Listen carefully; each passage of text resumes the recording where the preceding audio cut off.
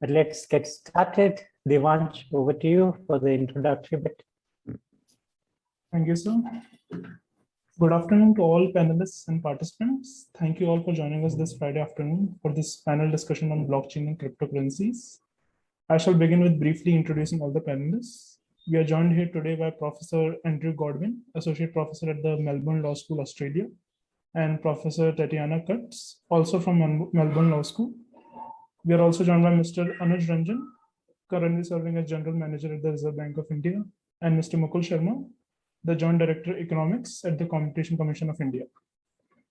Our faculty advisor, Professor Rahul Singh, is also joining the session, as he is Associate Professor of Law at the National Law School of India, University, Bangalore. And our moderator for today's session is Professor Tahir Fatima, Assistant Professor of Law at the School of Law of Mahindra University. I will request Professor Fatima now as a moderator today to begin the discussion.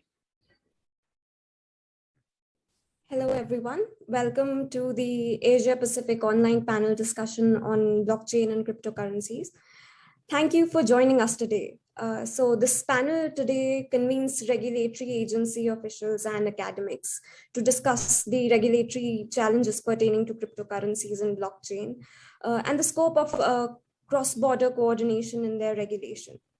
When Satoshi Nakamoto published his white paper titled Bitcoin, a peer-to-peer electronic cash system in the wake of the 2008 global economic crisis, it set off a chain of interesting events. The journey that started with Bitcoin has culminated in more than 11,000 cryptocurrencies besides Bitcoin existing today. Of course, blockchain, the underlying technology behind Bitcoin, is no longer confined to cryptocurrency applications either, and underpins smart contracts, decentralized finance, as well as decentralized applications and whatnot.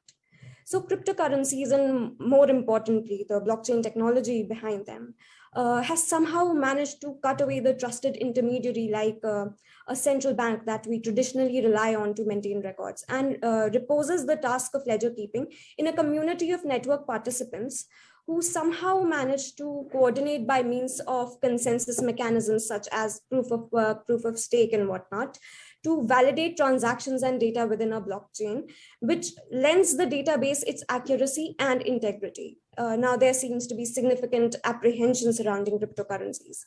Cryptocurrencies are either seen as the very natural next step in the evolution of money as a social technology, or as a disruptive force that threatens the financial order and economic sovereignty. They operate outside state control, and their decentralized and borderless nature gives rise to various novel regulatory concerns. Despite the Indian government's unclear stance on blockchain and cryptocurrencies, India has witnessed a massive uptick in cryptocurrency investments, particularly in the last year, with even government procurement entities such as government e-marketplace cautiously venturing into the use of blockchain technology for the purpose of SMB verification, as well as the SEBI, the Securities and Exchange Board of India, contemplating the use of blockchain by depositories to monitor security creation.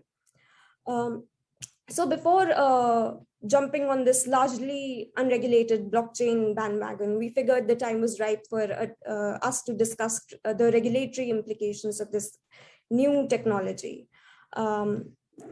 So without further ado, I would like to call upon Mr. Anuj Ranjan to take us through the implications and challenges associated with cryptocurrencies and blockchain technology, which underpins them.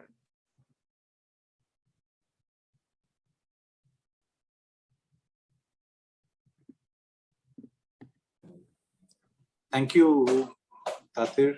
Thanks, and good morning and good afternoon and good evening to my fellow panelists and the participants who are numbering around 50.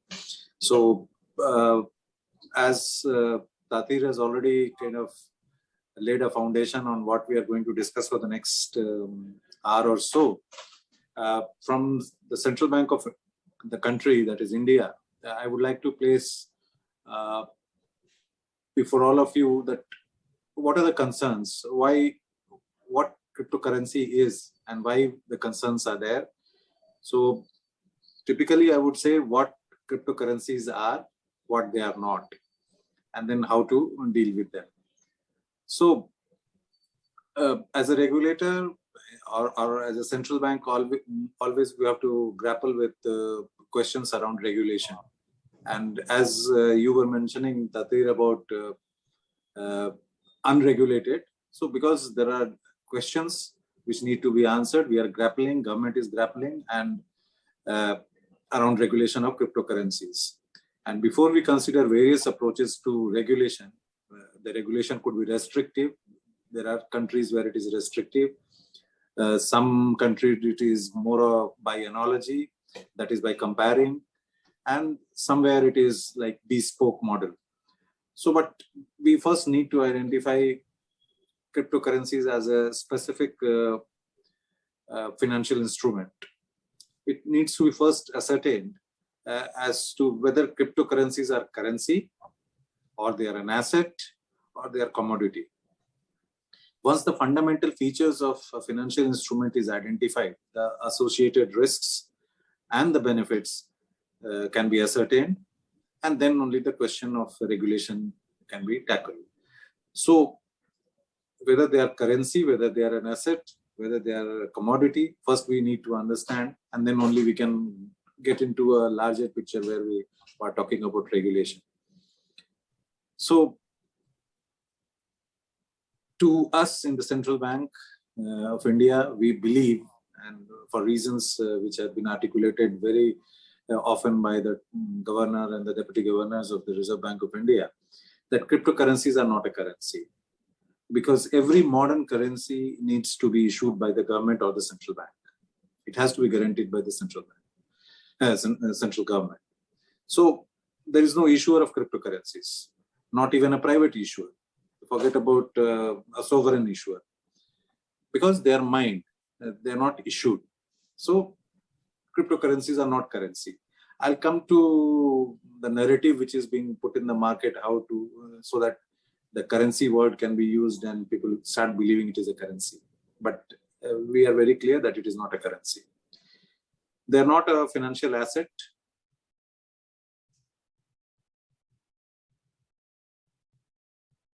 Somebody's personal liability, some person's liability, and cryptocurrencies are no one's acclaimed liability, or nor as we know, they do not have any underlying cash flows. So it's not an asset. We are also using the narrative of crypto assets. Again, as a central bank, I would like to clarify, it's not an asset because there is no underlying cash flows. Now, coming to the third aspect of commodity. They are not a commodity because they are not tangible. Not tangible even like gold. Notwithstanding the fact that there are pretensions that it is like gold because the supply is limited, it needs to be mined, therefore it should be compared to gold. But since it is not tangible, it cannot be treated as a commodity. Now, with these three facts or statements, it is very clear that cryptocurrencies are not currency. They're not a commodity, not an asset. It can be simply concluded, it can very safely concluded that they are basically an electronic code with no intrinsic value, except that people for some reason are willing to pay some money for it. And this has created enough hype such that people are willing to pay money and buy ownership rights to that electronic code. And why people are ready to pay money and buy this code? Because there is a hope. There is a hope that someone else would buy it at a higher price in future. So that is why people are investing, and the numbers which we are getting, Tatir was mentioning about the numbers and the number of cryptocurrencies and the people who are getting into. So people are buying, but because they are visualizing that someone else would buy it at a higher price in future.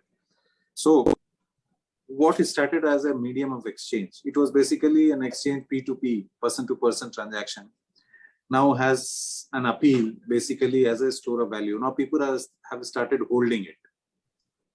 that the prices will rise, and when I sell, I'll make money out of it. So from a medium of exchange, now the appeal towards cryptocurrencies is that it has some store of value. Again, it is all a hype. So now what is the impact? The impact is, since they don't have any intrinsic value, it can be safe.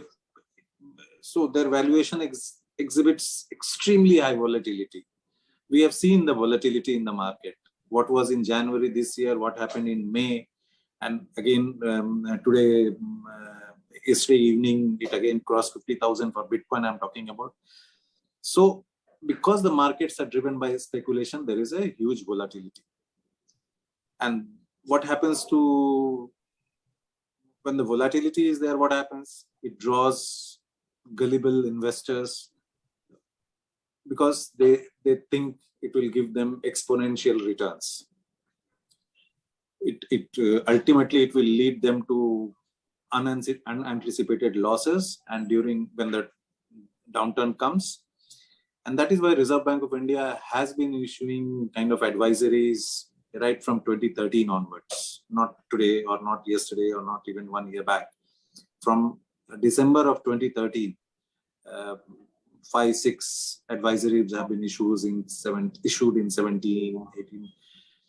And to just mention that even other jurisdictions like UK, European Central Bank, they have also issued similar advisories cautioning public that cryptocurrency investors should be prepared to lose all their money. So there should be it's kind of making people aware that, okay, it is unregulated, you invest, but be aware that you may lose all your money, hard-earned money. So now coming to regulating. Now it needs to be understood that regulating one or few activities of the crypto exchanges doesn't mean that you will be able to regulate the entire gamut of cryptocurrency, because there will be certain segments of transaction that will always remain outside the regulatory and supervisory perimeter due to the international design, the P2P transactions, because there is nobody who is intermediary. There is no broker in between, as we say. So there will be unhosted wallets through which the operations will happen, which cannot be regulated and supervised. So even with some countries or jurisdictions are trying to do restrictive, there are various segments of the cryptocurrencies exchanges which remain unregulated and unsupervised, and that is a cause of concern. As an example, the Financial Action Task Force, FATF we call, they introduced a travel rule for cryptocurrencies which require that any crypto asset transfer, the service providers must obtain and hold accurate information on the originator as well as the beneficiary. And this has to be submitted to the next financial intermediary in the transactions. But this is a rule which FATF tried to implement, but several jurisdictions surveyed by Financial Stability Institute have come to a conclusion, up to the data point where they feel that most of the jurisdictions have not been able to effectively implement this requirement of travel rule. Because many authorities consider that there are no technology solutions that would allow a convenient and sustainable implementation. So we have a rule, but implementation is a problem. So any probable regulation, unless backed by effective supervision, shall not serve the desired end. That we all know. If we are regulator and supervisor in India, we know if the regulations are made and it is not supervised, the regulations may remain in the books. So similarly for cryptocurrencies, if regulations are made and if it is not effectively supervised, it will not serve the purpose, and it would in fact end us legitimizing an instrument that have grave concerns for financial and monetary sovereignty of any country. So it's a huge concern for any country. It won't be an exaggeration to say that cryptocurrencies have inherent characteristics that can undermine anti-money laundering, FATF guidelines, enforcement of which are crucial to maintain the integrity of the financial system of any country. We know from 7th September, one country is making it as a legal tender, but that is again a country which has taken a decision, not as a small country. So, as Tatir in the beginning said, the cryptocurrency philosophy has decentralization at its core, and any attempt to regulate shall always lead to central banks playing a catch-up game with rapid developments in the sector. So it is going to be a, if at all it is considered, which typically Reserve Bank of India is not at all considering. We want a ban as a Central Bank of India. But anyway, in future dates or in any other country, it will be more because of the technological development, it will be regulator always playing a catch-up game. And mostly it will evade effective supervision. If we all are in this area, we would have read IMF's concern as recent as day before yesterday. And I would quote, the IMF views says, within quotes, without robust anti-money laundering and combating the financing of terrorism measures, crypto assets can be used to launder ill-gotten money, fund terrorism, and evade taxes. The Financial Action Task Force has set a standard for how virtual assets and related service providers should be regulated to limit financial integrity risks. But enforcement of that standard is not yet consistent across countries, which can be problematic given the potential for cross-border activities. So this is a concern which even IMF is expressing. And some of you would have gone through the Basel BIS paper on consultative paper on effective supervision of cryptocurrency, and it is suggested that the risk weight bank should apply a 1,250% risk weight to bitcoins. What does it mean? If we apply 1,250% risk weight to a bitcoin, to any asset, it is similar to it has the effect which is similar to the deduction of the asset from the capital.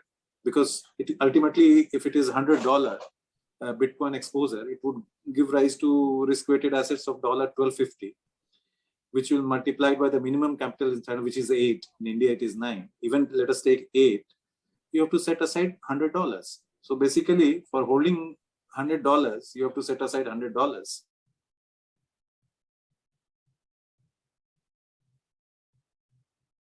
Cryptocurrencies pose to the traditional financial system and makes it incumbent that the central bank insulate the existing financial system. So this is the broad kind of approach which RBI is having towards the cryptocurrencies. And as I told earlier, Indian experience, as late as April 2018, when we issued guidelines, it was struck down by the Honorable Supreme Court, not because of the principle, but on account of the proportionality, that we were only telling the banks to not deal with regulated entities, not to deal with, and we were leaving others. So since Reserve Bank can only be concerned about the regulated entities, we can only issue circular for regulated entities, and not on that pretext, Honorable Supreme Court set aside the circular. What does it mean? The VCs, virtual currencies or cryptocurrencies are not illegal, but it remains unregulated, which we know in the country. So as late as recent as May 31, 2021, we have again cautioned people that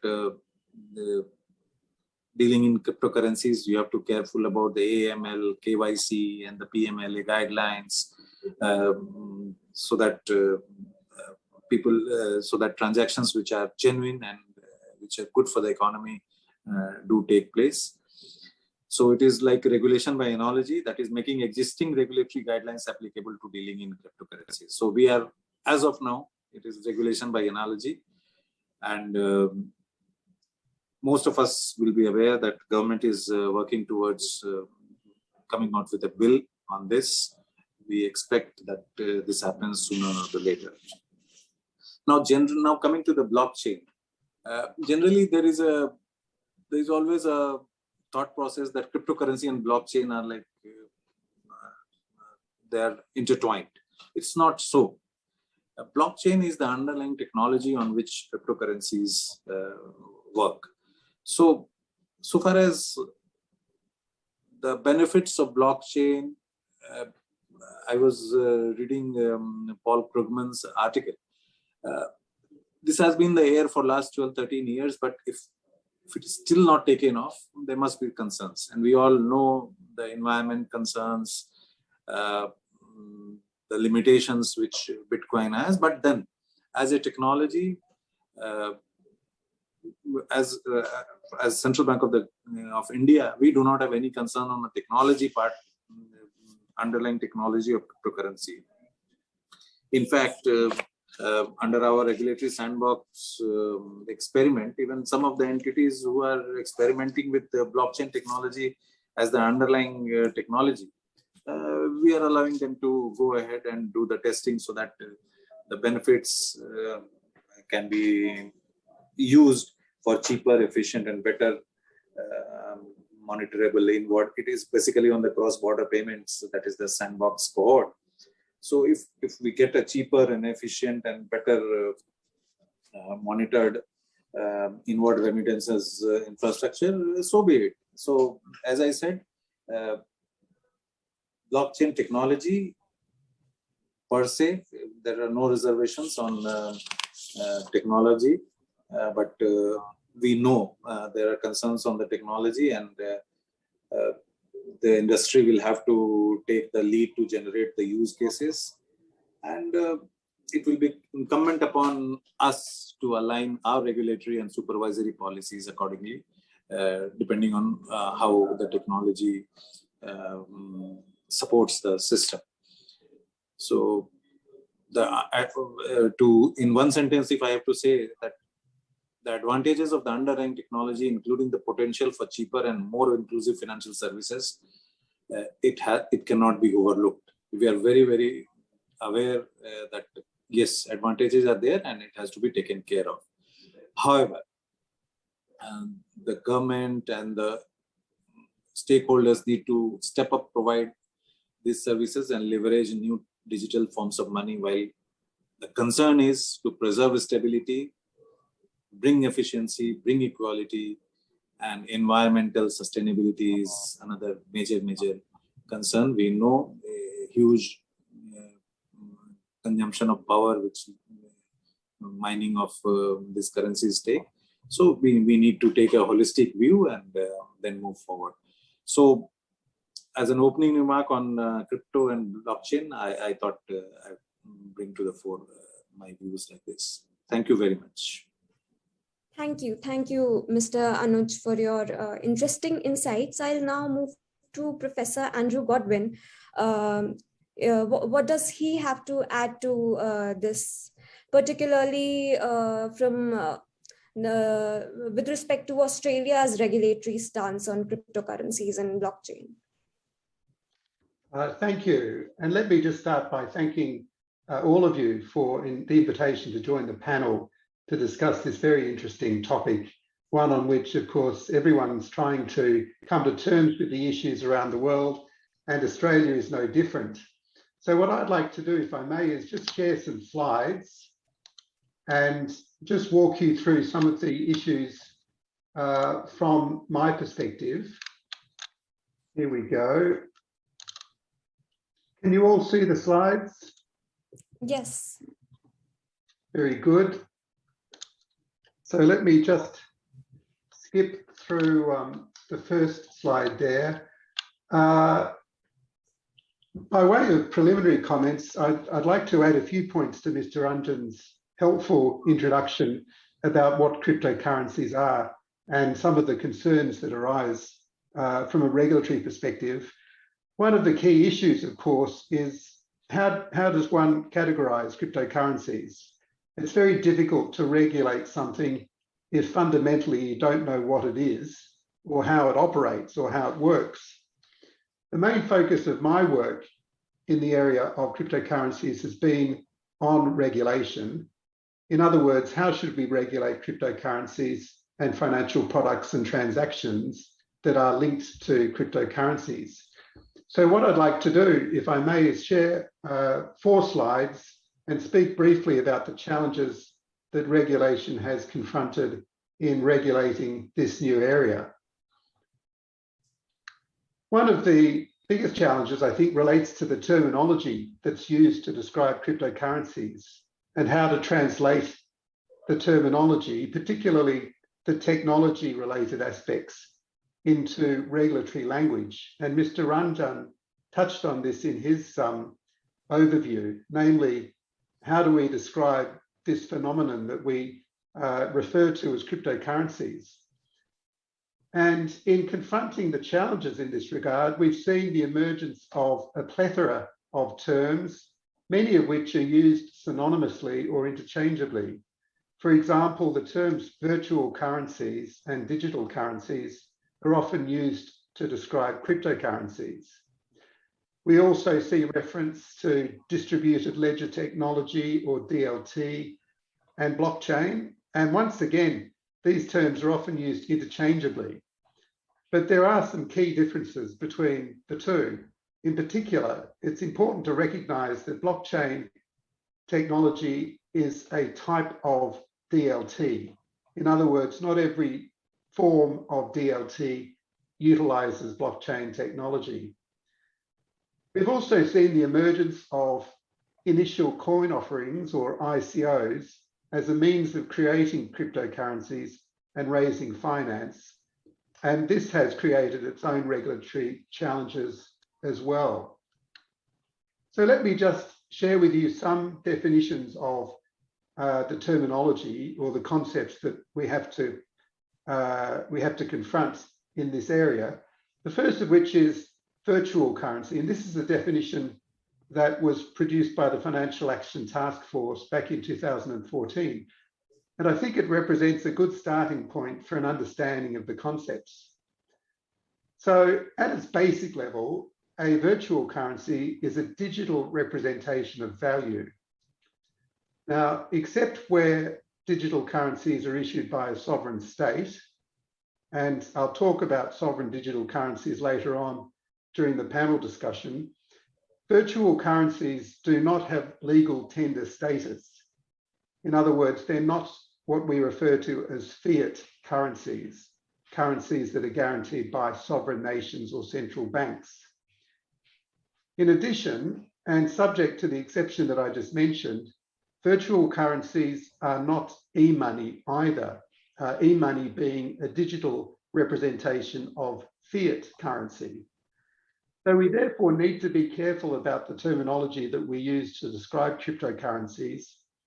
And in particular, we need to avoid creating any misunderstanding as to what they are. Indeed, as Mr. Ranjan mentioned, the use of the word cryptocurrency is itself a misnomer to the extent that it suggests that it is the same as fiat currency or electronic money. This definition of cryptocurrency is also a useful starting point to understand how cryptocurrency might differ from the concept of a virtual currency.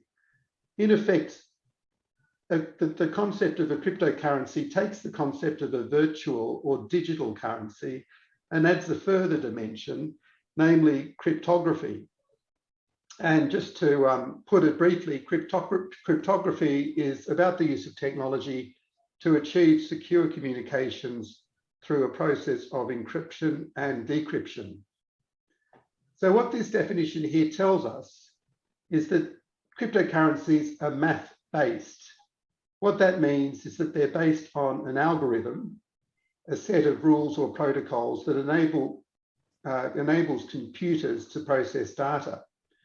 We're also told that cryptocurrencies are decentralized, and that's a reference to the use of distributed ledger technology as reflected in blockchain technology. But a key point to note here is that there's no central administering authority that undertakes the monitoring or oversight of cryptocurrencies, at least in what we refer to as permissionless systems.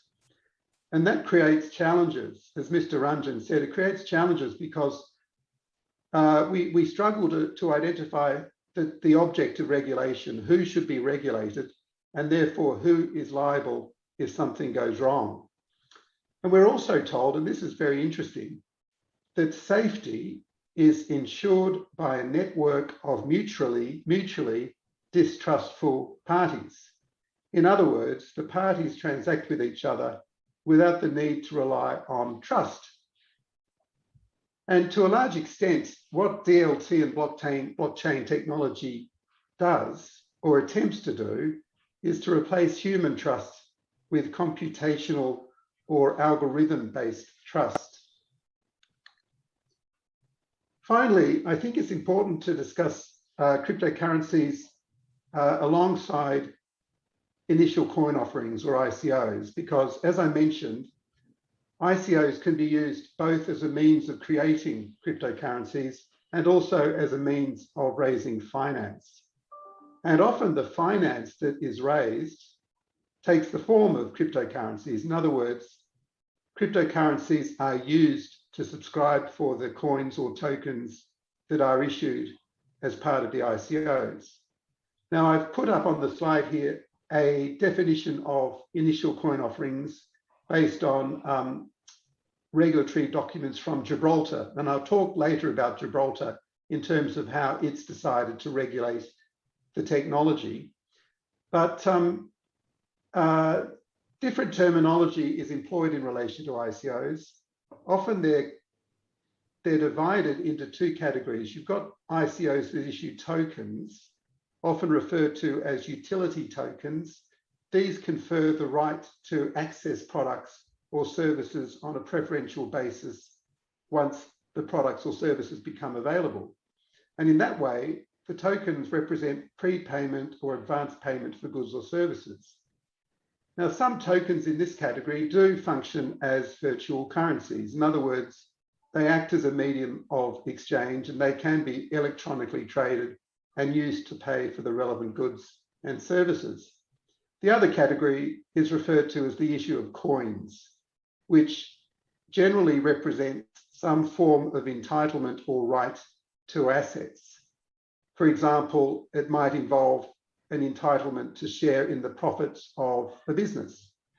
And as you can imagine, it's in this category that the tokens or coins start to look a lot like units in a managed investment scheme or shares in companies. And that has implications for regulation. And finally, I think it's important to note that one of the big challenges that we face with ICOs is that they are largely unregulated in terms of the disclosure that they have to provide to the market and also the investor protections that are in place to protect consumers who might subscribe for coins in an ICO. And so these are some of the concepts and challenges that we're struggling with. And I'll be happy to discuss the specific aspects of regulation a bit later on in the panel discussion. So let me hand it back to the chair, Professor Fatima. Thank you. So as we know, India is considering a possible CBDC or a central bank digital currency.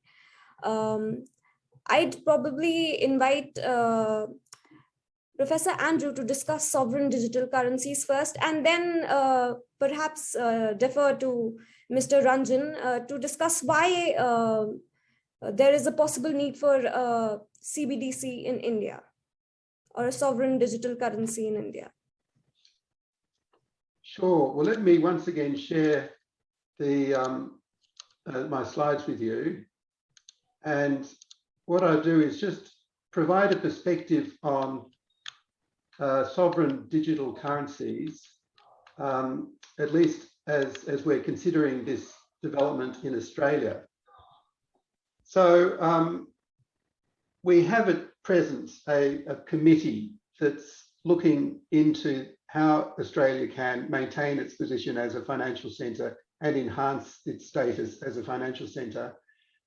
And one of the issues that's come up in the context of that committee, which is a Senate committee, is the question of sovereign digital currencies or central bank digital currencies, which is often the way in which they're referred to. And so we've all heard a bit about this concept of a sovereign digital currency, that you might take the fiat currency that is issued in a state and convert it into a digital currency through the use of blockchain technology. And it does seem to be quite attractive, but there are some concerns about this. And it's not just, the question isn't simply whether the relevant country is looking at issuing its own sovereign digital currencies, but also how the Reserve Bank in each of India and Australia should regulate banks and financial institutions that trade in sovereign digital currencies or utilize them for one purpose or another. Now, in Australia, we haven't yet moved towards adopting a sovereign digital currency. The Reserve Bank of Australia has stated that it's looking into the issues and studying developments, particularly, as I said, the implications for banks and other regulated entities that trade in these currencies. And as noted on the slide here, the RBA, the Reserve Bank of Australia, has stated its position that, in its view, a policy case has not yet emerged for issuing a central bank digital currency in Australia. Now, I mentioned that there are significant policy concerns around the operation of central bank digital currencies. One of the concerns is that if you had a central bank digital currency, it might suck a lot of liquidity out of the private markets, the private credit markets, and threaten market-based capitalism, because if there were a sign of economic trouble, or if there were an economic downturn, or if there were concerns about the banks, everyone would pull their money out of the banks and put it into the sovereign digital currency. And so I think there's a need to look at what impact a sovereign digital currency might have on the credit markets, on liquidity, on the way in which our economies work, and whether that's a good thing or a bad thing. Secondly, I think there's a question about whether they are necessary, whether they actually add any value, or on the other hand, whether they might just present unnecessary challenges to the existing money and payment systems. So I think from an Australian perspective, at least as far as the RBA is concerned, we're adopting a bit of a wait and see approach. And I don't think we are convinced of the need to issue our own sovereign digital currency. But just as recently as yesterday, the RBA reported that it was looking into the possibility of entering into arrangements with other states for the purpose of arranging payments in digital currencies, and also perhaps the possibility of issuing a digital currency for certain purposes, primarily wholesale banking and wholesale activity, not including retail customers, in other words. So things are developing. I think from our perspective, we're looking at the trends around the world. We're also cognizant of the fact that a lot of private companies are issuing their own private forms of currency that are backed by, or linked to, I should say, linked to sovereign currencies. And therefore we need to be aware that these private digital money arrangements are emerging, and that maybe we'll need to think of ways in which to regulate them.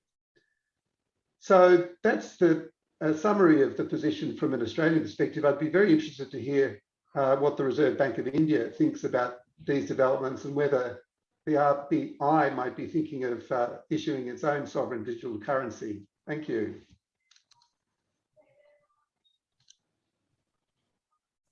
Over to you, Mr. Ranjan.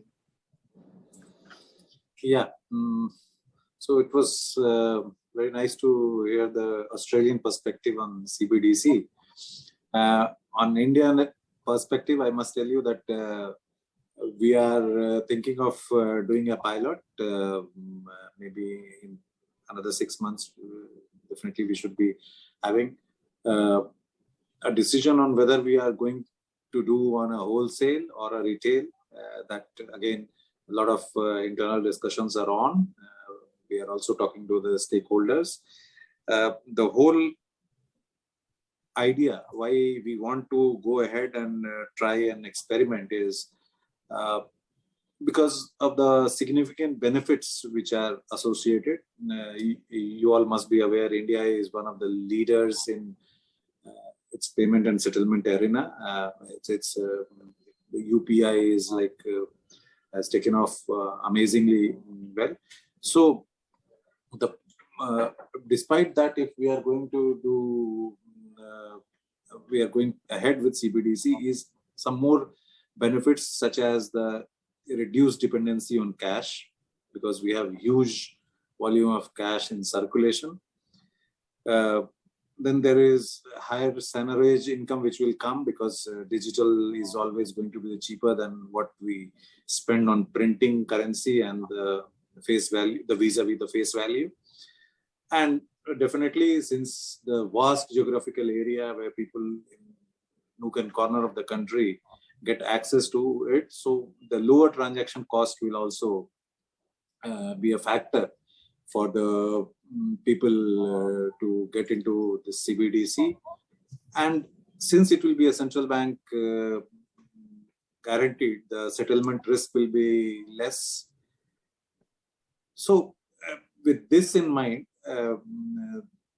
we thought, let us try this, but let me be very, very clear that we don't want to do something which is going to be disruptive. We'll do whatever is the least disruptive, or in fact, no disruptions in the way the security settlements are happening or in the way retail payments are happening.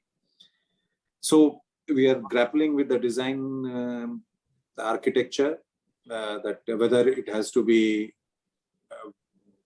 hybrid, or whether central bank can have the people can have direct access to the central bank currency. So these are the things which are being internally debated. We all are aware of the disintermediation which it can bring if we remove the banks from the layer. So we are also aware of the another benefit which may be of quite a great help in a country like India is, like, a lot of our welfare benefits which are given online. Now there is a provision where you can program your currency. So suppose we want money to be given to poor people and to be spent on groceries or grains. It can be programmed in such a way that the money is gainfully utilized for those sectors only, rather than swindle in another area, and which was not the desired purpose. So these are all ponderables which we are thinking that how to go about, but we are very sure we are going to implement in a phased implementation strategy with a view to ensure minimum disruption in the existing ecosystem. You all are experts in law. You are aware that it would require a clear legal framework and suitable amendments which have to be brought in various legislations, because as of now, our Reserve Bank of India Act says currency in the form of a paper, it has to move into digital.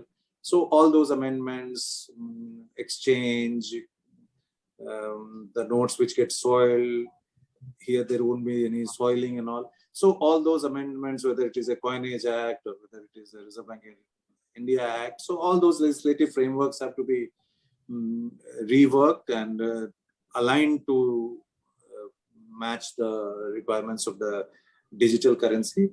So, and after that, the regulatory challenges will be coming. So we are trying to address all those, and hopefully we'll get into pilot phase maybe in 4, 5, 6 months time, and we'll see how it goes forward. Thank you. Thank you, Mr. Ranjan. A rather cheeky question, if I may. So you do mention that we have a fairly robust unified payments interface system that facilitates digital payments as it is. And it's already in place. So won't a possible CBDC end up cannibalizing the UPI system to an extent at least? I mean, why fix what isn't broken? So it is not that we are fixing something which is broken. We are trying to see if across globe this is being done. We should not be left behind that tomorrow that cross-border payments come and where CBDCs of various jurisdictions try to exchange with each other. We should not be seen that we do not envisage this and we are behind the curve. That is one. The second is on cannibalizing. See, the people having trust in having a central bank digital currency, which may be in a token format or in a wallet, the trust in that currency will be quite high than a usual digital wallet. So maybe those who are still apprehensive about using the digital wallet or a UPI or a IMPS may think that let us hold some CBDC in my wallet because after all it is guaranteed by the central government and issued by the central bank of the country. So the trust may also include people who are now financially excluded. Having said that, there are chances of financial exclusion also because, you know, everybody doesn't want to be on board digital because of the mindset. But then these are all we try and most of the times, hopefully we'll come out successful. So that is the thought process. Thank you. Thank you. So I guess we'll go back to the constitutive aspects of blockchain and move on to Professor Rahul. So from a law and economics lens, do you think that the different incentives that are in place under your major, say, proof of work or proof of stake consensus mechanisms, are they sufficient to prevent the majority of the miners or validators from attacking or gaming the system, which relies, as we know, largely on the notion of a decentralized network of honest miners who ensure the integrity of the blockchain purportedly? Right. No, that's a very interesting point because I was delighted to listen to the rest of the panelists as well. And I think Mr. Ranjan mentioned this quite categorically, that insofar as looking at cryptocurrency is concerned, one of the concerns seems to be the environment concerns that he mentioned. And that's something which has been in news as well, that, you know, we have seen people are shifting away from China because power prices are going up. And I suppose Chinese government is suddenly, I suppose, you know, quite interested in protecting environment. So I suppose the question that you are asking is, of course, related to all of these points. And here is my take, actually. If the concern related to proof of work, insofar as, let's say, either cryptocurrency or even to the extent that blockchain is concerned about proof of work, insofar as the concerns relate to, let's say, environment or even power consumption, we do know that, you know, entities like Ether are shifting away to proof of stake. And from what I understand, at least in terms of theory, and people probably who work in the field will know better, certainly, but in terms of theory, what I understand is that in the proof of stake model, the concerns related to mining don't really arise. In fact, some of them claim that the concerns on mining or environment or power should be close to zero, if not, you know, negligible. They say that it should be actually close to zero. This is coming from some of these industry guys, and let's just trust what they are saying is true. And assuming what they are saying is true, it seems like if they are moving towards a proof of stake model, so as to speak, then the concerns which are arising out of maybe environment or power or even mining context should not really be there, at least in terms of theory, so long as there is a real shift to a proof of stake model. That's the first part as a response to your question. The second part is on this idea of, let's say, you know, opportunism, right? Of course, see, so long as we think about mining and so long as we think about a model where consensus mechanism depends upon some of these entities, in fact, mining, there will always be a concern on collusion. And that's, I'm just speaking from both law and economics as well as competition law aspect. The moment you do have certain players who do believe in, let's say, mining as a proof of work, there will be a theoretical possibility of collusion, right? Now, will that theoretical possibility of collusion and consequent, let's say, infringement of competition law completely go away in a proof of stake model? I mean, looks like there are certain, I mean, to my mind, it seems like there are certain green shoots, to borrow maybe, you know, some of the economic and maybe, you know, central banks favored phraseology. There seems to be certain green shoots on the, what is it that proof of stake model can offer to us as stakeholders in terms of collusion.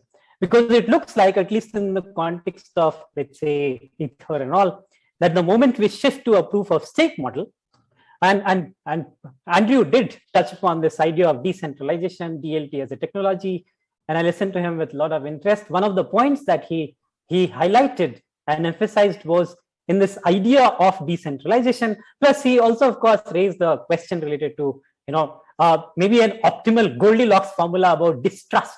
I mean, he didn't say Goldilocks. I'm just introducing that idea on some healthy sort of balance between trust and distrust. Right? Assuming that, I suppose, in proof of stake model, we have reached a stage where there is a sufficient decentralization, and hopefully it also follows Andrew's idea on that Goldilocks formula of distrust and trust. I suppose it seems very promising, and let me take a pause over there and hand it back to you, Tathir, to take the proceedings forward. Thank you, Professor Rahul. Before we, I guess, delve into competition law and blockchain, I'd like to go back to Professor Andrew with respect to the various regulatory approaches and the possibility of regulatory coordination and convergence. Certainly. And would you like me now to talk about regulatory design and how we might go about designing the regulatory system? Sure. Well, let me once again share with you my slides, and I can talk you through some issues that relate to regulatory design. And this is a key issue, as both Mr. Ranjan and Rahul have mentioned. How do we design a regulatory system that is fit for purpose and that deals with all of the issues that it needs to deal with? So, and like a lot of things, often it's a question of classification or categorization. What is it that you're dealing with, and therefore what would be the most appropriate style or form of regulation for that purpose? So what I'd like to do is to talk to you about the different approaches to regulation and the trends and challenges that have arisen in that regard. And I'd also like to talk specifically about what's been happening in Australia. So as Mr. Ranjan mentioned, a key issue is how to classify cryptocurrencies. Are they a commodity that investors buy and sell like any other commodity? Are they like securities, and therefore should they be subject to the same disclosure and other requirements that apply to securities? Or are they something else? And really the answer, not surprisingly, depends on the functions of the relevant cryptocurrency or ICO in terms of the activity or purpose for which they are used. So in the US, for example, they've applied what they call the Howey test to determine if tokens that are issued pursuant to an ICO fall into the category of investment contracts as defined in the US, and therefore whether they should be regulated as securities. And that's indeed what happened back in 2017. The Securities and Exchange Commission announced that it would treat certain ICOs as securities and would regulate them accordingly. At the same time, however, and this is where it starts to get a bit confusing, the Commodity Futures Trading Commission decided to treat Bitcoin and other virtual currencies as commodities for certain purposes. So we have this situation where you might have two or more regimes that are applicable depending on the specific issues or purposes. Now, from a general perspective, there have been 4 regulatory approaches to date in terms of dealing with cryptocurrencies and ICOs. The first regulatory approach involves bans, in other words, bans on trading, and of course, no regulation at all because it's just banned full stop. And we saw that initially in China, although China subsequently became quite an active centre for mining, although that is starting to change now in recent times. The problem with bans, of course, is that they do stifle innovation and they push certain activities into the shadows, or what you might refer to as the dark web. And that creates challenges for regulation because the activity falls off or drops off the regulatory radar, and it all takes place in the shadows or in the unregulated space. So I'd suggest that there are concerns about banning trading in cryptocurrencies and banning exchanges. The second approach involves warnings. As Mr. Ranjan mentioned, India has issued warnings, Australia has issued warnings. And indeed, if you go into this link that I've included on the slide, the IOSCO link, you'll see that there's a huge list of warnings from different jurisdictions. And so every jurisdiction, I would suggest, has been very active in this space, issuing warnings, particularly to retail investors about the dangers or risks of purchasing cryptocurrencies, in the hope that they will go into the activity with their eyes open. Now, the critical question with warnings, of course, is do they have any impact?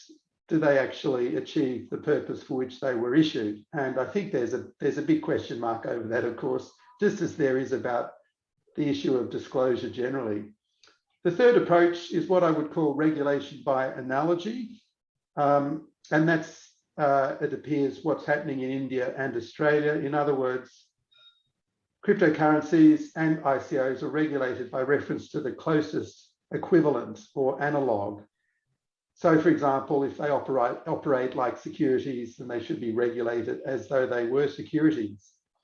But that also creates a lot of problems because a lot of jurisdictions, and Australia is in this category, they have very lengthy, what we call laundry lists of definitions as to what a security is.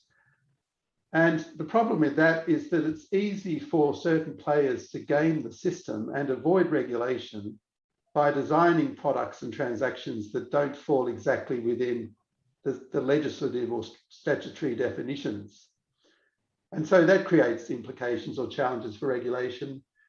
And the fourth approach is the bespoke form of regulation. In other words, you have special bespoke regulation for cryptocurrencies and related activity.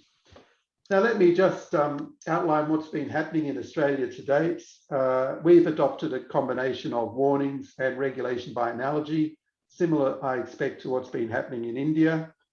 Our financial regulator, the Australian Securities and Investments Commission, or ASIC, has issued a number of regulatory documents, including information sheets and warnings.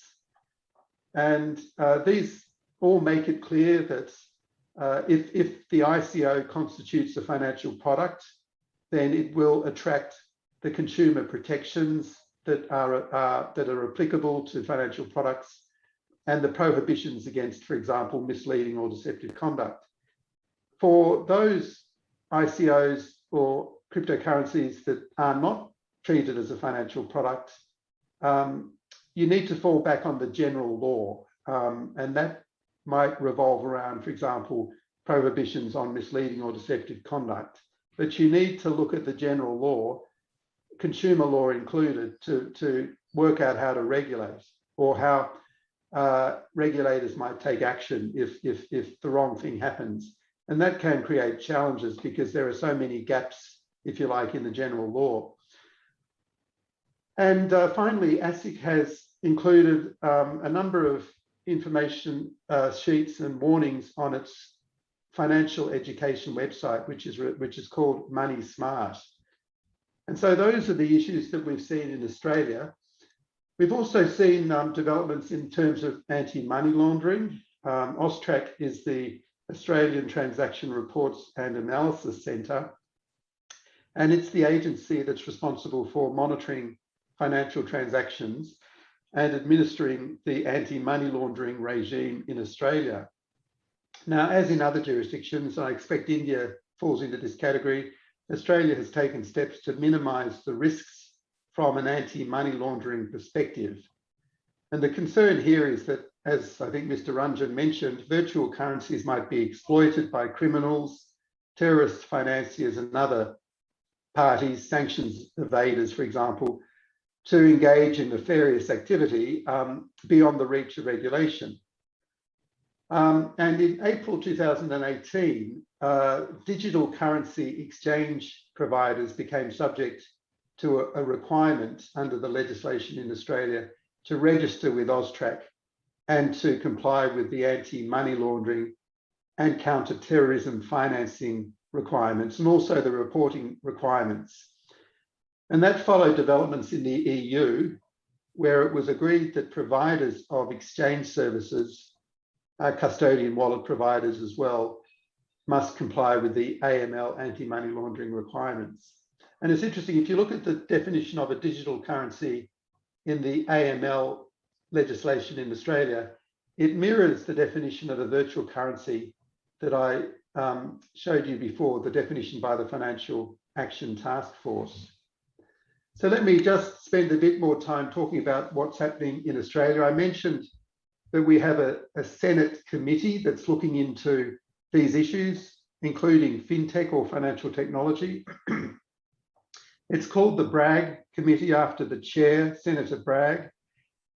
And in the second interim report, which was issued in April this year, it made reference to the need to achieve convergence with international standards, particularly in areas such as cybersecurity and data protection. And a couple of weeks ago, Senator Bragg wrote an opinion piece in the Australian newspaper in which he stated that cryptocurrencies were here for good, for better or worse, they're here to stay, excuse me, and it's necessary to move towards a more bespoke form of regulation, away from the current haphazard and fragmented approach that we currently have in Australia. It's easier said than done, of course. The big question is, what do we do? And there are so many regulatory and legal issues that need to be taken into account in this regard. Issues including privacy and data protection, cybersecurity, tax, AML, as I mentioned, but also a number of issues from a private law perspective, issues on which my colleague Tatiana will comment in due course. One of the areas in which I research actively is insolvency, and that's a very interesting area to examine the issues, because we've had a few cases where cryptocurrency exchanges have become bankrupt or insolvent, and the question has arisen as to who owns the cryptocurrency in the accounts. Is it a form of property, or is it purely contractual in nature? And we saw that being played out to great effect in Japan in relation to the Mt. Gox case. So what does this say about the trends that are currently underway? Well, I think it says that we're moving towards a form of functional regulation where the focus is less on labels, less on the entities that engage in this activity, and more on the function of the activity and how it should be regulated. We've also seen a move towards what you might refer to as principles-based regulation, where the focus is on imposing principles on those entities that utilize the technology and are responsible for the technology. And it's very difficult to regulate the technology itself because it's not a regulated party as such, but it is possible to regulate DLT providers, intermediaries, and also infrastructure like exchanges. And so in New York, for example, if you want to engage in certain activities, you need to get what they call a bit license. And that approach in New York has served as a model for other jurisdictions in America. And I think it's serving as a bit of a model for developments internationally. I mentioned that we're seeing a move towards principles-based regulation, and Gibraltar, for those of you who don't know, Gibraltar is quite an active funds management jurisdiction, and it's been quite innovative, along with other jurisdictions like Malta. The fact that it sounds like Gibraltar is neither here nor there, but they've been very innovative in issuing regulations in respect of distributed ledger technology. And what this legislation does is set out the principles that certain parties need to comply with at the risk of losing a license if they don't. And on this slide here, I've set out the regulatory principles that apply in Gibraltar. And as you'll see, there are a number of interesting and important principles, including that a DLT provider must pay due regard to the interests and needs of each and all of its customers. A DLT provider must have effective arrangements in place for the protection of customer assets, and so on and so forth. So these are some of the trends that we're seeing now. Cryptocurrencies continue to have their detractors, and one of them has been Augustin Carstens, who's the general manager of the Bank of International Settlements. And I don't know whether he's changed his view since he wrote this, but his concern is that often Bitcoins and other cryptocurrencies are too easy to game or to cheat the system, and you need to have very robust legal and regulatory frameworks in place to ensure that parties don't game the system or take advantage of it. But it's interesting, if you look at other people like the chairman or CEO of JP Morgan, Jamie Dimon, he came out initially as a Bitcoin detractor and called it a fraud. Subsequently, he changed his mind and said, well, actually, they are here to stay. And whether we like it or not, we need to work out what to do with them. And in fact, JPM ended up liking it so much that they issued their own digital coin, although this was one that was tied to fiat currencies. And so it wasn't really a true digital currency such as Bitcoin. But we've seen a number of views that have changed from time to time. Finally, I think it's important to look at this question of trust again, and the extent to which we need to achieve the right balance between human involvement, human supervision, and an appropriate amount of regulation or involvement by technology. So perhaps I'll stop there because I don't want to take up all the time. I could also say something about cross-border collaboration, but let me hold that over until later so I can give everyone else a chance to speak. Thank you. Thank you, Professor Andrew, for your interesting insights. I'll now move on to Professor Tatiana Katz and invite her to talk about the ongoing challenges and private law implications, basically, of cryptocurrencies and blockchain. Thank you so much. I've completely changed what I was going to say, having listened to all of these very interesting discussions that have been had so far. So I will talk about the private law implications of blockchain technology and cryptocurrencies, but I also want to talk about some other things as well. And first, to revisit a point that was made right at the beginning, which is that cryptocurrencies aren't currencies because they aren't issued.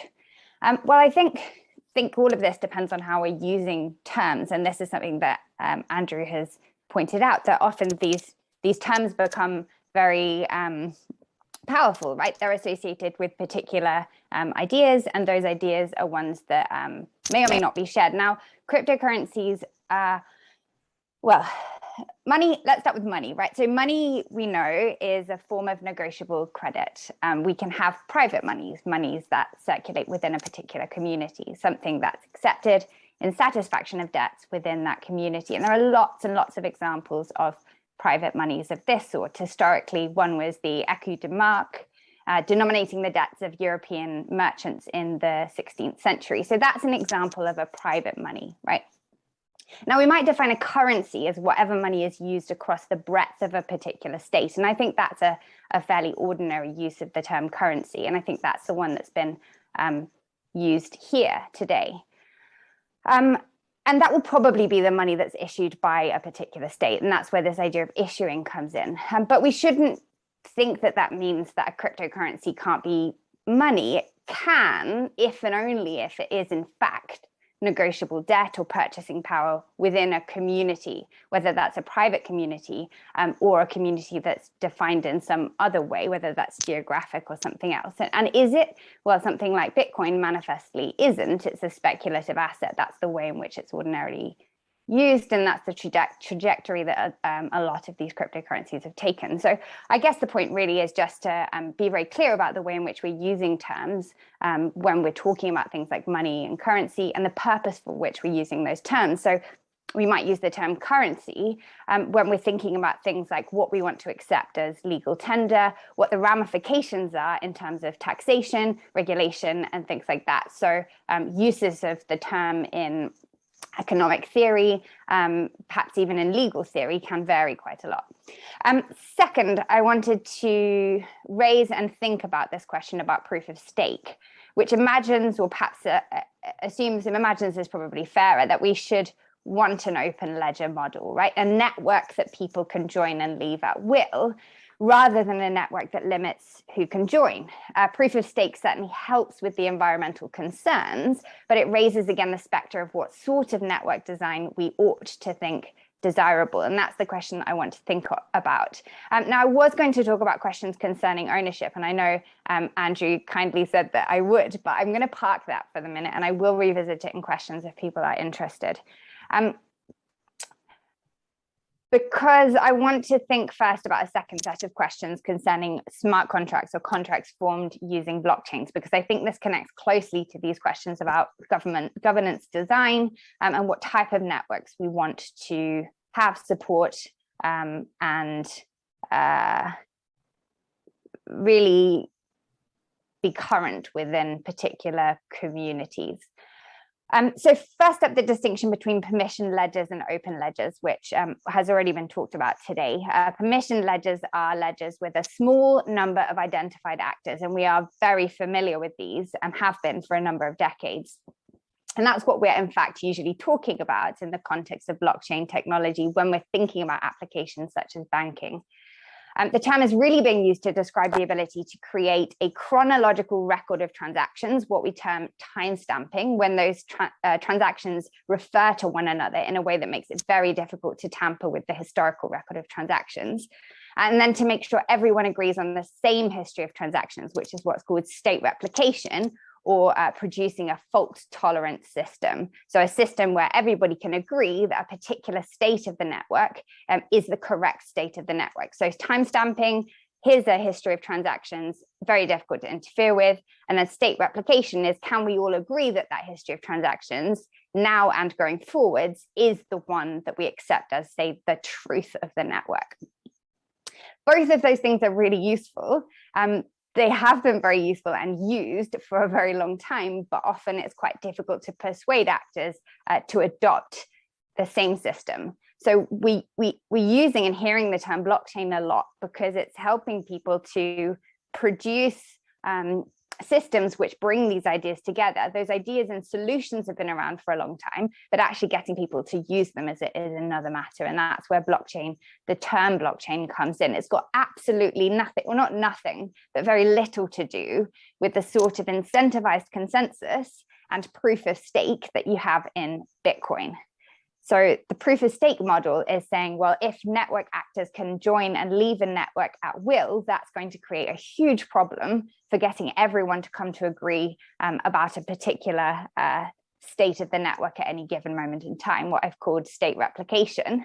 So we need to solve that problem by requiring actors to commit computational resources, or in a proof of stake model, ownership over a particular sector of the network. If you don't have actors joining and leaving at will because you've got trusted actors, you've got a permissioned network, then you just don't need those solutions that are overkill. So we're talking about two very different things.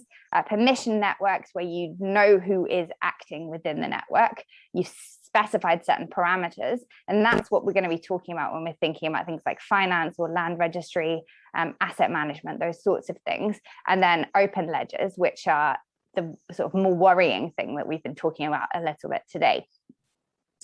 Now, it's obvious that there are advantages to being able to transact digitally in a way that's visible to multiple parties in a controlled way. So smart contracting with permissioned ledgers is an obviously good thing. And I'm not really going to say that much more about it beyond pointing out that questions of contract interpretation will be resolved, as they always are, by reference to the context within which those questions, the contract arises. But the risks of using open ledgers to form contracts are acute, and there are serious questions about the benefits that they provide. So these ledgers I'm talking about are like the Bitcoin blockchain or Ethereum. Ethereum is the one that people talk about most of all, and when they're thinking about smart contracts in the form that that term is used within the cryptocurrency theory, not smart contracts as purely digital contracts. So in episode 76 of Blockchain Insider, Vitalik Buterin posits a scenario in which the auction host of a platform like eBay colludes with the seller to artificially inflate the price of an asset. The host has access to all maximum bids and might, Buterin imagines, bid up an asset. So Buterin argues that Ethereum, by precluding such interference, offers greater transparency and reliability. He imagines a two-stage model. At stage one, everybody publishes invisible commitments to bid. At stage two, those bids are revealed.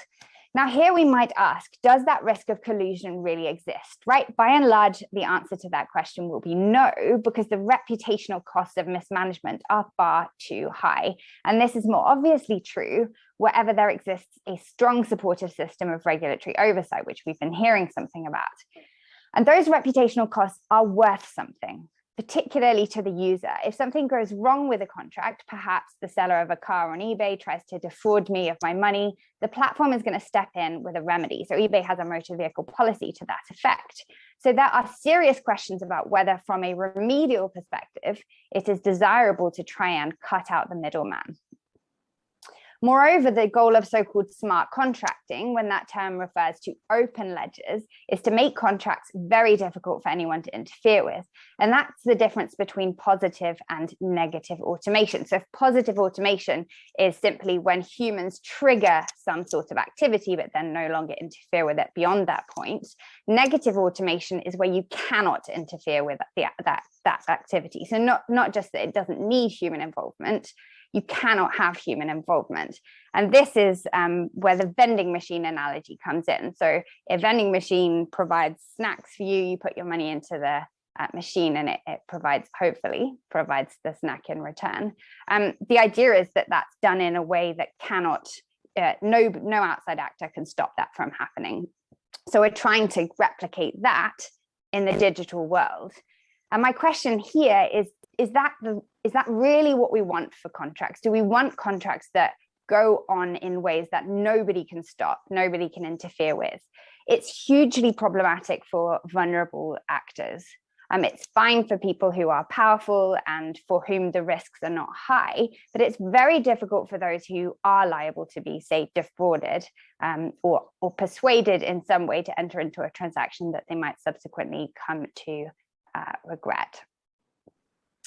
If something goes wrong with contract formation, say mistake, misrepresentation, and so on, there are a range of techniques, both legal and extra legal, that exist to allow us to recoup our losses. If we make contracts unstoppable, those techniques are unavailable to us. When we're designing the future of contracting, I think we need to think seriously about whether the tools that we're using serve the powerful or whether they also serve the vulnerable.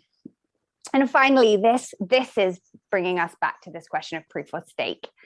What model of rulemaking, and that includes setting monetary policy, deciding what sorts of activities are acceptable on the network, do we really want? We cannot escape governance questions in an open ledger model, however you determine who gets to be part of the network. So do we want our decision makers to be accountable and bound by a specified constitution? Because models like Ethereum and Bitcoin have informal governance structures, and those structures have been hugely problematic in the past in relation to questions like the block size. To me, a closed network that is well designed and accountable to its users and to national governments is better than an open network that washes its hands of thorny questions concerning vulnerable users. And I guess the overarching point here is that we often undervalue trust, right? Trust the trust that we have in one another can often be considerably more valuable than trusting a machine to do the job that it's been told to do, because that machine cannot be sufficiently flexible to adapt to the very many things that might go wrong or be very difficult to anticipate in the context of user-to-user transactions. That's not to say that I disagree with anything that's been said so far about the fact that obviously cryptocurrencies are here to stay, and we need to make very difficult decisions about how to govern those within the legal systems that we have. It's to say that when we're thinking about what sort of resources we want to dedicate to supporting or managing these innovations, I think we need to be clear not to undervalue accountable, open, and trusted decision-making actors that we can hold to account for the decisions that they're making about the way that we transact with one another. Thank you, Tatiana. Particularly loved your insights on smart contracts and negative automation and how it may affect vulnerable players. Now I shall quickly move on to Mr. Mukul Sharma. So the Competition Commission of India has recently come up with a rather comprehensive discussion paper on blockchain technology and competition. And in light of that sort of advocacy attempt, I would like to call upon Mr. Mukul Sharma to talk about the competition law aspects of blockchain technology. Thank you, Professor Fatima. Very good afternoon to all my esteemed fellow panelists and the members of the audience. It's my pleasure to be here speaking on this very interesting topic and listening to others. Blockchain is a revolutionary concept. In fact, it may well be labeled as Internet 2.0. And from a point of view of a competition regulator, already digitization of business has brought its own set of challenges. It has introduced business models which are not found in textbook economics. And technologies like blockchain take this advancement a step ahead, as they do not only change the business model, but also the way economic agents interact with each other. Now, one thing about technology is that it not only gives one better ways of doing the right things, it also provides more efficient ways of doing the wrong things as well. So a regulator has to be a step ahead in terms of anticipating the various ways in which technology can facilitate contravention of law. At the same time, businesses who are eager to adopt such technologies need to be cautious in terms of not finding themselves on the wrong side of the law. So as Professor Fatima already mentioned, earlier this year, the Commission sought to explore such scenarios, which use of blockchain technology can bring forth. So we brought out a discussion paper on the competition aspects of blockchain, which was done in collaboration with Ernst & Young. Now, blockchain eases exchange of information and also validates it. Exchange of business sensitive information like price, cost, capacity, output may facilitate collusion among participants, as already pointed out by one of my esteemed fellow panelists, especially if such information is updated on a real-time basis. Now, such a technology can even set predefined algorithms of market behavior through smart contracts. In fact, such contracts can even set triggers for punishing any deviation from collusion by any market player. So this needs to be watched out for. Further, this technology will have its own version of a chain of production where upstream and downstream players will be interacting with each other.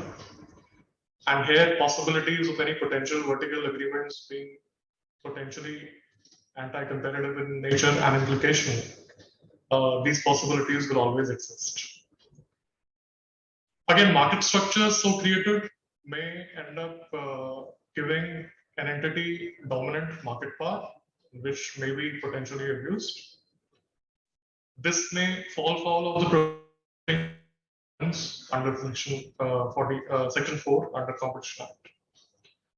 It may also happen that the regulator has ordered compliance of a certain nature, so the concerned entity needs to ensure that the governing mechanism of the blockchain makes a consideration for implementation of such compliance. Now, once cases concerning blockchain technology do come up for examination, there are certain issues that merit some thought. For example, does taking part in a blockchain come under the definition of an agreement under Section 3 of the Act, which deals with cartelization and anti-competitive agreements? Now, one could argue that when two firms or individuals take part in a blockchain application with predefined rules, they have entered into an agreement. That can be one legal argument. Then, how do you determine relevant product and geographic markets, which is necessary both for determining abuse of dominance and investigative mergers and acquisitions? For product markets, determination may be made on the basis of substitutability. But the problematic area will be more in terms of the geographic markets, given the fact that different nodes may be operating from different regions in the world. Coming to dominant nature of an enterprise, dominant conduct of an enterprise. Now, being of a distributed nature, not controlled by any single entity, can one blockchain be termed as a dominant enterprise? And then how do you calculate market power to determine dominance? Now, source of market power can be number of users, number of blocks, revenue, number of recorded transactions. Then you have factors like barriers to entry in a blockchain and network effects that may be taken into account. Now, if I can come to the challenges that such technologies will bring to an antitrust examination. Now, if blockchains are permissioned, their opaque nature will restrict access to data and identity of nodes which are operating within that blockchain. Then there will be challenges regarding the implementation of cease and desist orders. Now, given that rules of a blockchain cannot be changed, or the fact that being decentralized, no central authority has complete control over its decision making. Blockchain may be spread across geographies, which will necessitate international cooperation and make it a very crucial factor between competition agencies. On the positive side, blockchain technologies can also help the agency access validated data in a cartel or a merger, which may be of great use to us. Compliance of remedies and commitments can be structured through smart contracts.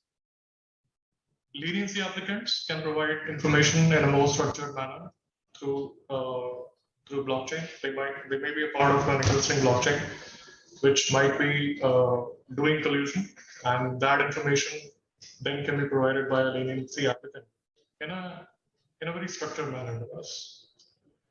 All in all, I would say blockchain technology, along with bringing its own benefits, will also bring out certain scenarios for the antitrust world, along with its own set of questions and challenges.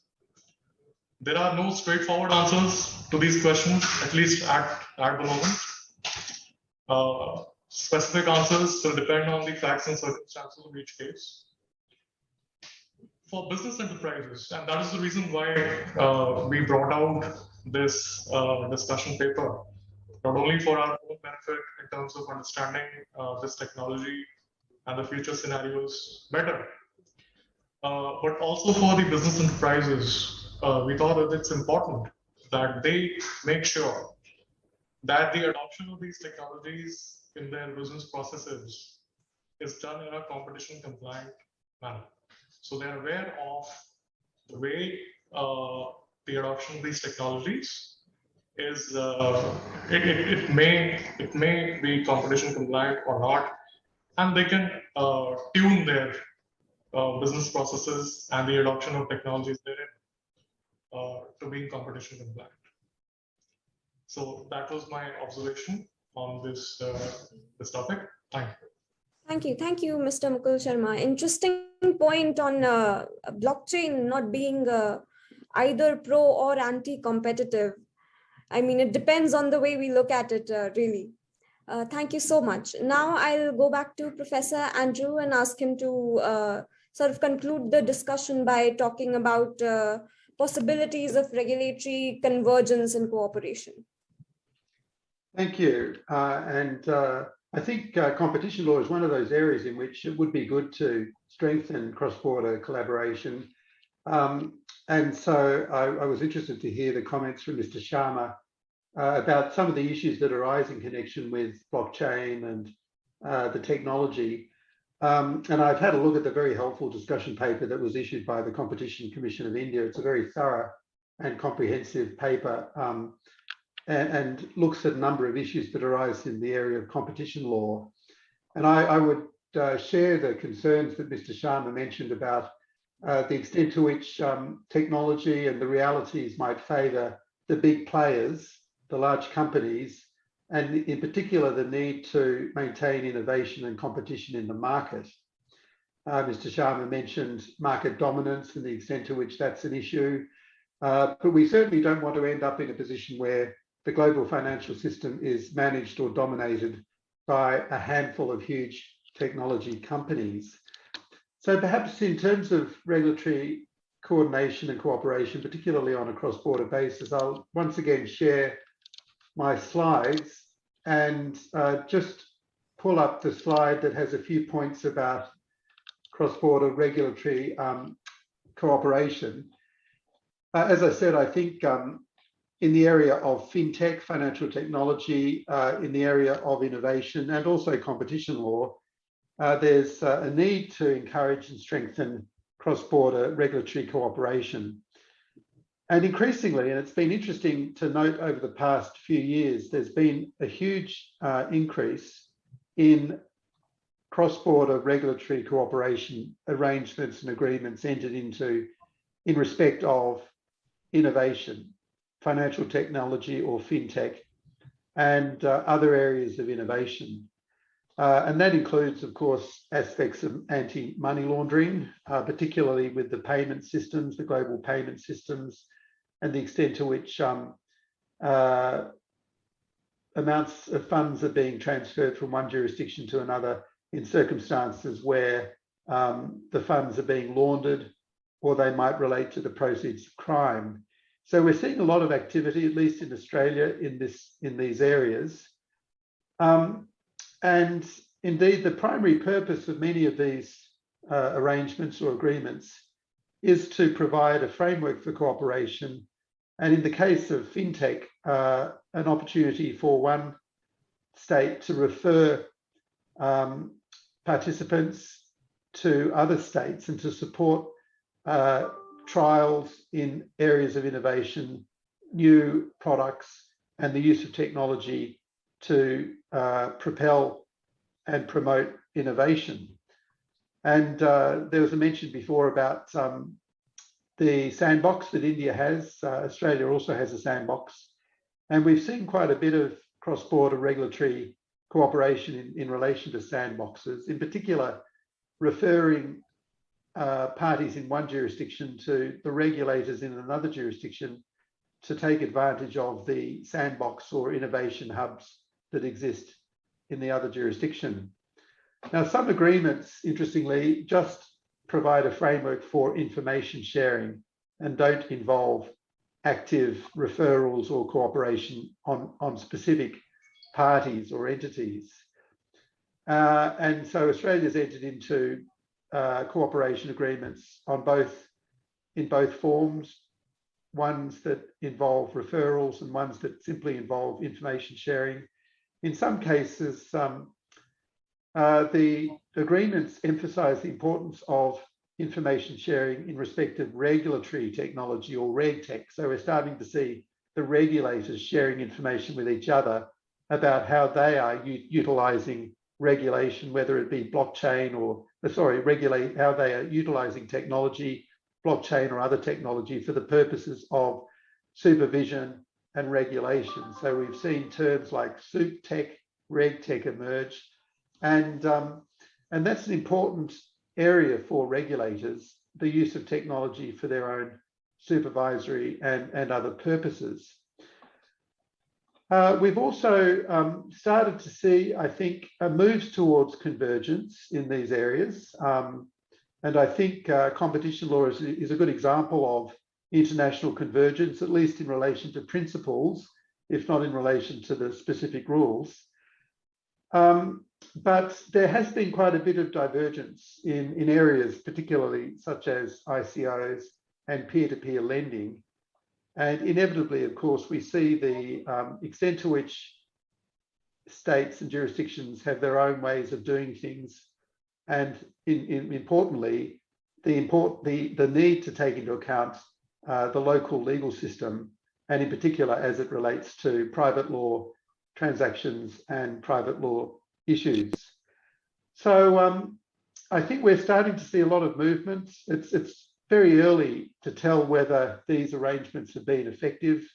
And that's partly because of difficulties in getting access to information, because a lot of it's subject to confidentiality restrictions.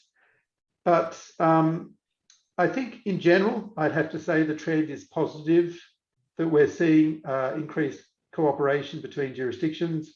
I think that's important in areas like fintech and also competition law. And hopefully that will continue.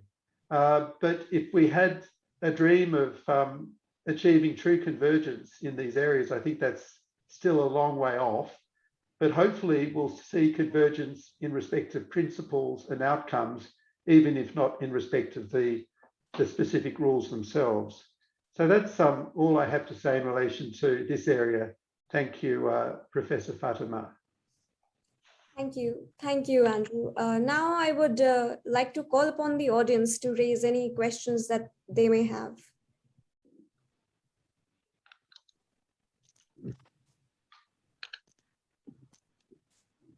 There are several questions from the chat, and many of them have been very helpfully answered already by Tatiana. If any of them are... That's not to, sorry, that's not to preclude any other answers. I just thought that it would be useful to give some comments as we went along. I think there's one which is still around from Akhil Gurvada, right? 1:12 p.m. on this news that financial institutions in Germany and other countries have been permitted by law to invest in cryptocurrency. I'm not sure for whom this question is meant for, but if any of the panelists want to answer, please go ahead.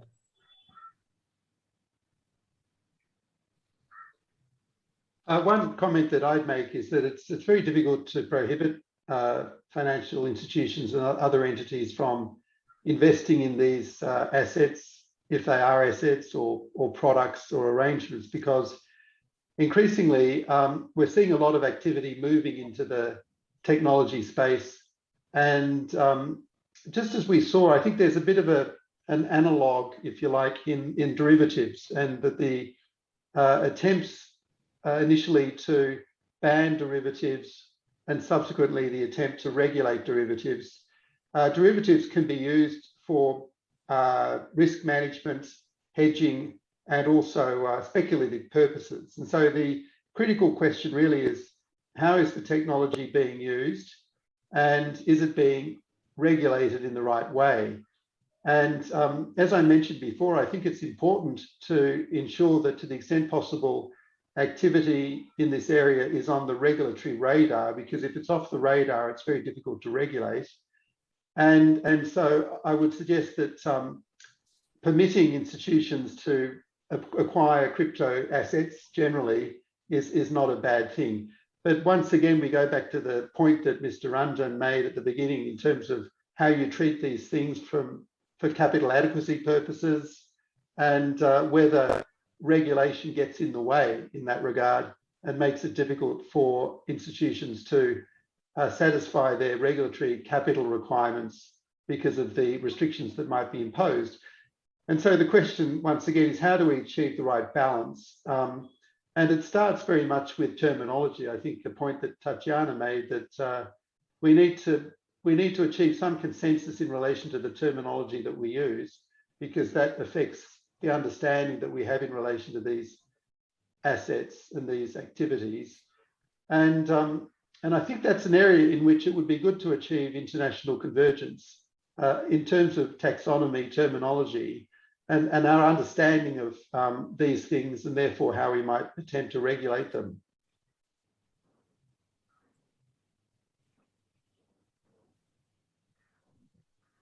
So that's all I have to say on that. Does anyone else have any thoughts? Thank you. I think that only leaves one last question. I think Darian has been asking that twice on NFT. My assumption is, and to use Tatiana's term, considering that the panelists are a permission blockchain, my assumption is that this question is directed to Mr. Ranjan. So on non-fungible tokens, NFTs, does RBI have any view?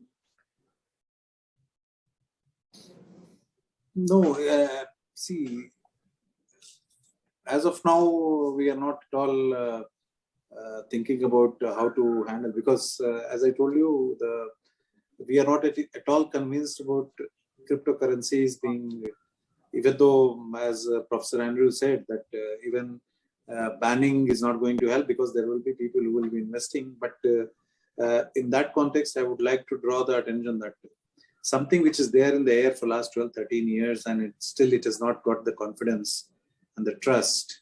I think in a infotech environment, something which is not yet taken off in 12, 13 years, I think a lot remains to be answered. And that is why NFT is also one area where whether the tokens issued against some commodity or asset, and whether that can be used as a asset, and how it will be regulated, how the banking and the financial institutions will handle. So these are still, I would say, very, very nascent stage, and we have not taken any view on this and how to deal with this. Sure, thank you. Back to Tathir then. Darren asks another question: is there any regulation for non-fungible tokens? Not so as far as India is concerned, I believe. Is there anything that Professor Tatiana would like to add? Not on regulation of NFTs. I will say that I don't know that I think NFTs are particularly, they're good when they help people to generate forms of wealth and income that they might not otherwise be able to. So artists can launch NFTs to raise money that will help them to continue performing an activity that we all think is valuable. But NFTs are also often used to buy and sell assets that are purely things like, say, the first tweet that was ever made. And then you have to ask yourself what you're actually buying, right? You're buying a representation of that tweet, but there's nothing that you can do with the underlying asset, right? You can't go back in and edit that tweet. So in that sense, and my partner's mother told him that he should watch the Charlie Bit My Finger video for the last time, because it was about to be sold as an NFT. So my partner got out his phone and videoed the Charlie Bit My Finger video being played on YouTube. And the point there being that, well, if it might have been taken down after the NFT was sold, but of course that doesn't preclude you from performing all the activities that you might have done in relation to the video before it was taken down. So there's the hype, and then there's the serious question about how do we help people to create a wider range of revenue sources for activities that we do think are valuable going forwards. Thank you, Tatiana. I suppose that's all. So thank you. Shall we ask the IJLT, the Indian Journal of Law and Technology? Do you have any last words here? Oh, I think someone has raised their hand. So I think Akhil has a question. Should I allow him to speak? No, I think they should just type their questions. That's okay. all. We're a permission blockchains. Yeah. Can you please type your question, Akhil? I was actually just typing a response to Sujoy Sakar. Yeah. Could I just say that? Yeah. That might be easier. Of course. No, I mean, we can see that you're typing the answer right there. Yeah. There you go. So the question was about incentivizing the correct behaviors through smart contracting rather than creating unstoppable contracts. I mean, in principle, I think that's a great idea, and it's a super interesting question. So rather than preventing people from turning around and saying, no, I don't want to do this, how do you encourage the correct behaviors? But it's interesting that these models do focus on persuading people to perform rather than thinking about what we should do if there are problems in contract formation. So they don't tend to encode for things like vulnerability, mistake, misrepresentation, and all of those irrationalities that the legislative system does encode for. Now, of course, nudging correct behaviors is exactly what the legal system should do if it's operating correctly. So the principle of nudge, I'm all on board with, but I guess the question is, how do you encode for that in a way that takes into account the fact that we don't all approach these transactions with perfect rationality or perfect foresight. And COVID is a great manifestation of all sorts of problems that can arise when we don't foresee events happening in the future. And if we are financially weaker going into these transactions, they can hit us much harder. Yeah, thank you, Tatjana. Since there has been no question on competition law, of course, I'm tempted to chime in here, which is, I heard, in a couple of the panelists' points, this idea of bespoke regulation. I think first it was raised by Andrew, and I think Mukul also sort of, chimed in and thought that, bespoke might be an interesting idea. And I thought it might be interesting from a competition law specifically, but maybe even regulation generally speaking. I suppose all regulators possibly like the idea of all things considered bespoke kind of a regulation, so that each case that they get, they might like to have a unique view about those cases. But I'm not very sure from the perspective of stakeholders, how does that really pan out? Because after all, we would like to have some kind of a predictability, some kind of certainty. Otherwise, the transaction cost of doing business goes up substantially. And therefore, in terms of looking at it from competition law as well as regulation generally, while in theory it might look like a good idea to think about bespoke sort of regulation, I'm not very sure, coming from law and economics as well as competition law perspective, if that is practical at all from a stakeholder perspective, from the perspective of predictability, certainty, and consequent transaction costs. And I'm just taking that liberty because nobody asked any competition law questions, so I'm sort of feeling left out in that sense. So I created a question and answered it myself. Thank you for letting me take that liberty. I don't think we still have the typed in question from the person who wanted to suggest, but I think there is another question from Akhil. Has addressed a question to Mr. Anuj. He asks, what is your view on WazirX, which is a crypto exchange in India? What is the worst case scenario an individual who has purchased crypto in this Indian exchange can face with respect to tax laws, etc.? WazirX action has been taken by enforcement directive, which we all know, and it's again a money laundering case. And I started my point of view by telling the AML and CFT is the real concern, and based on that, the enforcement directorate has put them under notice and all kinds of restrictions. So that is on WazirX, and there could be anybody. It is just this is one name, and it could be anybody, any entity. On the second part, it was regarding tax. See, we are awaiting the cryptocurrency bill. If it is going to be a total ban, then the question doesn't arise.